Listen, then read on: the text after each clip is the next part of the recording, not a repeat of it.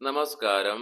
ഏവർക്കും pre market റിപ്പോർട്ട്സുകളിലേക്ക് സ്വാഗതം. ഇന്ന് ഓഗസ്റ്റ് 29, 2025 വെള്ളി.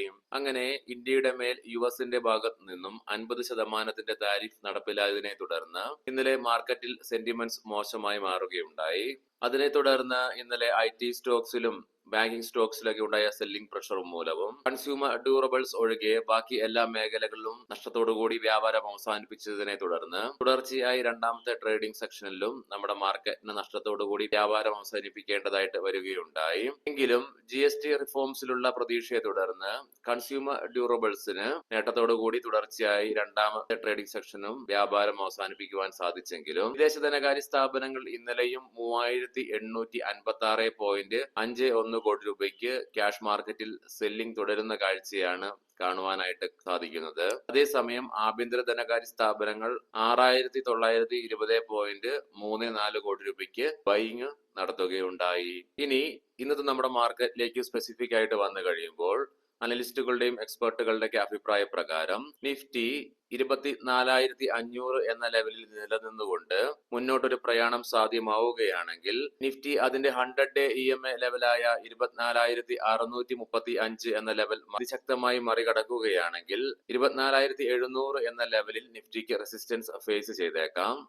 അല്ല മറിച്ച് 24,500 എന്ന ലെവൽ ബ്രേക്ക് ചെയ്തുകൊണ്ട് നിഫ്റ്റിയിൽ ഒരു ഫോൾ ഉണ്ടാവുകയാണെങ്കിൽ നിഫ്റ്റിയുടെ നിലവിലെ സ്ലോപ്പിംഗ് ട്രെൻഡ് ലൈൻ സപ്പോർട്ടായ 24,400 എന്ന ലെവൽ നിഫ്റ്റിയെ സംബന്ധിച്ചിടത്തോളം ഡൗൺ സൈഡിലേക്ക് ആദ്യത്തെ സപ്പോർട്ടായിട്ട് മാറിയേക്കാം. തുടർന്ന് ഓഗസ്റ്റ് മാസത്തെ ലോ ആയ 24,340 എന്ന ലെവൽ നിഫ്റ്റിയെ സംബന്ധിച്ചിടത്തോളം ഡൗൺ സൈഡിലേക്ക് ക്രൂഷ്യലാണ്. തുടർന്ന് 24,300 എന്ന ലെവൽ നിഫ്റ്റി ബ്രേക്ക് ചെയ്യുകയാണെങ്കിൽ സെല്ലിംഗ് പ്രഷർ അനുഭവപ്പെട്ടേക്കാം. പ്രത്യേകം ശ്രദ്ധിക്കുക, ഇത് ട്രേഡ് റെക്കമെൻഡേഷൻ അല്ല, എഡ്യൂക്കേഷൻ പർപ്പസിനു വേണ്ടി മാത്രമാണ് ഈ ലെവലുകൾ വിശദീകരിച്ചത്.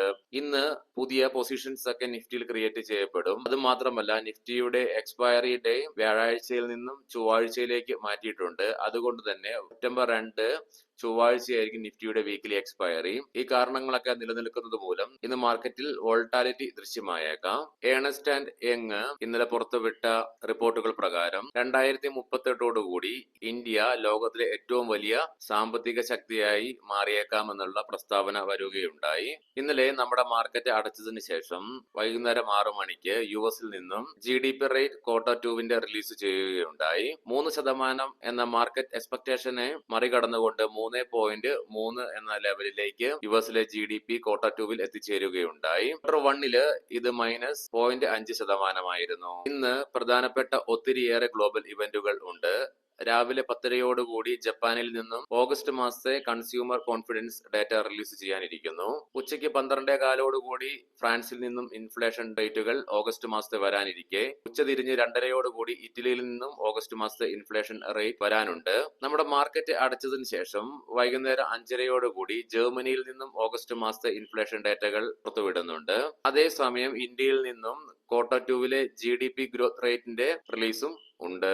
വൈകുന്നേരം 6 മണിയോടുകൂടി യുഎസിൽ നിന്നും ജൂലൈയിലെ കോർ PCE പ്രൈസ് ഇൻഡെക്സും പേഴ്സണൽ സ്പെൻഡിങ്ങും ഡേറ്റകൾ വരാനുണ്ട്. അതുകൂടാതെ പേഴ്സണൽ ഇൻകം ജൂലൈ മാസത്തെ വരാനും ഇരിക്കുന്നു. വൈകുന്നേരം 6 മണിക്ക് തന്നെ കാനഡയിൽ നിന്നും ആനുവലൈസ്ഡ് Q2 GDP ഗ്രോത്ത് റേറ്റും GDP ഗ്രോത്ത് റേറ്റ് Q2 വരാനിരിക്കുന്നു. ലീഡിംഗ് ആയ ADR സ്റ്റോക്സിൽ ആക്സിസ് ബാങ്ക് ADR ഒഴികെ ബാക്കി എല്ലാ ADR സ്റ്റോക്സും ഇന്നലെ നഷ്ടത്തോടു കൂടിയിട്ടാണ് വ്യാപാരം അവസാനിപ്പിച്ചത്. കൂട്ടത്തിൽ HDFC ബാങ്കിന് ഏറ്റവും വലിയ ഇടിവ് നേരിടേണ്ടതായിട്ട് വരികയുണ്ടായി. 1.62%. Q2 GDP ഡാറ്റ ബെറ്ററായി വന്നതിനെ തുടർന്ന് ഇന്നലെ S&P 500-നും നാസ്ഡാക്കിനും US മാർക്കറ്റിൽ നേട്ടത്തോടുകൂടി തന്നെ വ്യാപാരം അവസാനിപ്പിക്കുവാൻ സാധിച്ചു. എങ്കിലും യുഎസിലെ ജയന്റ് സ്റ്റോക്കായ Nvidia'യ്ക്ക് 0.8% ഇടിവ് ഇന്നലെ നേരിടേണ്ടതായിട്ട് വരികയുണ്ടായി. ഇതിന് പ്രധാനപ്പെട്ട കാരണം ക്വാർട്ടർലി ഏർണിംഗ്സിലും റവന്യൂവിലും മാർക്കറ്റ് എക്സ്പെക്ടേഷനെ ബീറ്റ് ചെയ്തെങ്കിലും സെയിൽസിൽ മാർക്കറ്റ് എക്സ്പെക്ടേഷന് വിപരീതമായി കുറവാണ് സെയിൽസിൽ റിപ്പോർട്ട് ചെയ്യുകയുണ്ടായത്. യൂറോപ്യൻ മാർക്കറ്റ്സിൽ ഇന്നലെ ഫ്രാൻസ് മാർക്കറ്റിന് നേട്ടത്തോടുകൂടി വ്യാപാരം അവസാനിപ്പിക്കുവാൻ സാധിച്ചപ്പോൾ UK, ജർമ്മൻ മാർക്കറ്റുകൾ നഷ്ടത്തോടു കൂടിയിട്ടാണ് വ്യാപാരം അവസാനിപ്പിച്ചത്. ഗിഫ്റ്റ് നിഫ്റ്റിയുടെ നിലവിലെ ഇൻഡിക്കേഷൻ പ്രകാരം അല്ലെങ്കിൽ സ്ലൈറ്റ്ലി പോസിറ്റീവ് ആയിട്ടുള്ള ഓപ്പണിംഗ് ആണ് നമ്മുടെ മാർക്കറ്റിൽ എക്സ്പെക്ട് ചെയ്യുവാനായിട്ട് ഇന്ന് സാധിക്കുക. ഏഷ്യൻ മാർക്കറ്റ്സിലേക്ക് വരുമ്പോൾ ജപ്പാൻ മാർക്കറ്റ് നഷ്ടത്തോടു കൂടിയും കൊറിയൻ മാർക്കറ്റ് നേട്ടത്തോടു കൂടിയും ഇന്ന് വ്യാപാരം ആരംഭിച്ചിട്ടുണ്ട്. കൊമോഡിറ്റിയിൽ ബ്രെന്റ് ക്രൂഡിലും ക്രൂഡ് ഓയിലിലും ഗോൾഡിലൊക്കെ നിലവിൽ ഇടിവാണ് അനുഭവപ്പെടുന്നത്. സ്പെസിഫിക് ആയിട്ട് നിഫ്റ്റിയുടെയും ബാങ്ക് നിഫ്റ്റിയുടെയും ടെക്നിക്കൽസിലേക്ക് പ്രവേശിക്കാം. നിഫ്റ്റിയുടെ PCR 0.64 എന്ന നിലയിലും മാക്സ് പെയിൻ 24,600 എന്ന ലെവലിലുമാണ്. ഇന്നലത്തെ ഫോളോയോടുകൂടി നിലവിൽ നിഫ്റ്റി അതിന്റെ ഷോർട്ട് മിഡ് ഡേ മൂവിംഗ് ആവറേജുകളുടെ മാത്രമല്ല 100-ഡേ EMA ലെവലിന് താഴെയായിട്ടാണ് വ്യാപാരം അവസാനിപ്പിക്കുക ഉണ്ടായത്. ഇന്നലെ ഉണ്ടായ ഫോളിനെ തുടർന്ന് long bearish candlestick pattern ആണ് ഡെയിലി ടൈം ഫ്രെയിമിൽ നിന്നും ദൃശ്യമാകുന്നത്. വീക്കിലി ഓപ്ഷൻസ് ഡാറ്റ പ്രകാരം 25,000 എന്ന സ്ട്രൈക്കിലാണ് കോൾ സൈഡിലേക്ക് ഏറ്റവും കൂടുതൽ ഓപ്പൺ ഇൻട്രസ്റ്റുകൾ കാണുവാൻ സാധിക്കുന്നതെങ്കിലും അതേ സ്ട്രൈക്കിൽ തന്നെയാണ് ഏറ്റവും കൂടുതൽ കോൾ റൈറ്റിംഗും നിലവിൽ കാണുവാനായിട്ട് സാധിക്കുന്നത്. 24,000 എന്ന സ്ട്രൈക്കിലാണ് പുട്ട് സൈഡിലേക്ക് ഏറ്റവും കൂടുതൽ ഓപ്പൺ ഇൻട്രസ്റ്റുകൾ കാണുവാൻ സാധിക്കുന്നത്. ഇതേ സ്ട്രൈക്കിൽ തന്നെയാണ് നിലവിൽ ഏറ്റവും കൂടുതൽ പുട്ട് റൈറ്റിംഗും ദൃശ്യമാകുന്നത്. ബാങ്ക് നിഫ്റ്റിയുടെ PCR 0.62 എന്ന നിലയിലും മാക്സ് പെയിൻ 53,900 എന്ന ലെവലിലുമാണ്. ബാങ്ക് നിഫ്റ്റിയുടെ ഡെയിലി ചാർട്ട്സിലും long bearish candlestick pattern തന്നെയാണ് ദൃശ്യമാകുന്നത്. ബാങ്ക് നിഫ്റ്റിയും ഷോർട്ട് മിഡ് ഡേ മൂവിംഗ് ആവറേജസുകളുടെയും 100-ഡേ EMA ഒക്കെ താഴേക്ക് പതിക്കുകയുണ്ടായി. നിലവിൽ ബാങ്ക് നിഫ്റ്റി അതിന്റെ 200-ഡേ EMA നിന്നും 250 പോയിന്റുകൾക്ക് മാത്രം മുകളിലായിട്ടാണ് നിലനിൽക്കുന്നത്. അതുകൂടാതെ ബാങ്ക് നിഫ്റ്റിയുടെ 50% ഫിബൊനാച്ചി റീട്രേസ്മെന്റ് ലെവലിൽ നിന്നും 400 പോയിന്റുകളുടെ മുകളിലായിട്ടാണ് ബാങ്ക് നിഫ്റ്റി നിലവിൽ സ്ഥിതി ചെയ്യുന്നത്. മാത്രമല്ല ഈ ലെവലിൽ തന്നെയാണ് ബാങ്ക് നിഫ്റ്റിയുടെ ഏപ്രിൽ മാസത്തെ ലോ സ്ഥിതി ചെയ്യുന്നതും ജൂലൈ മാസത്തെ ഹൈ നിലനിൽക്കുന്നതും. മന്ത്ലി ഓപ്ഷൻസ് ഡാറ്റ പ്രകാരം 55,000 എന്ന സ്ട്രൈക്കിലാണ് കോൾ സൈഡിലേക്ക് ഏറ്റവും കൂടുതൽ ഓപ്പൺ ഇൻട്രസ്റ്റുകൾ കാണുവാൻ സാധിക്കുന്നതെങ്കിലും 54,000 എന്ന സ്ട്രൈക്കിലാണ് ഏറ്റവും കൂടുതൽ റൈറ്റിംഗ് നിലവിൽ കാണുവാനായിട്ട് സാധിക്കുന്നത്. അതേസമയം പുട്ട് സൈഡിലേക്ക് 54,000 എന്ന സ്ട്രൈക്കിലാണ് ഏറ്റവും കൂടുതൽ ഓപ്പൺ ഇൻട്രസ്റ്റുകൾ കാണുവാൻ സാധിക്കുന്നത്. അതേ സ്ട്രൈക്കിൽ തന്നെയാണ് ഏറ്റവും കൂടുതൽ പുട്ട് റൈറ്റിംഗും നിലവിൽ ദൃശ്യമാകുന്നത്. ഇന്നത്തെ പ്രധാനപ്പെട്ട സ്റ്റോക്കിംഗ് ന്യൂസുകൾ പരിശോധിക്കാം. മുൻകൂട്ടി ഓർമ്മിപ്പിച്ചുകൊള്ളട്ടെ, ഇതൊരു ബൈ ഓർ സെൽ റെക്കമെൻഡേഷൻ അല്ല.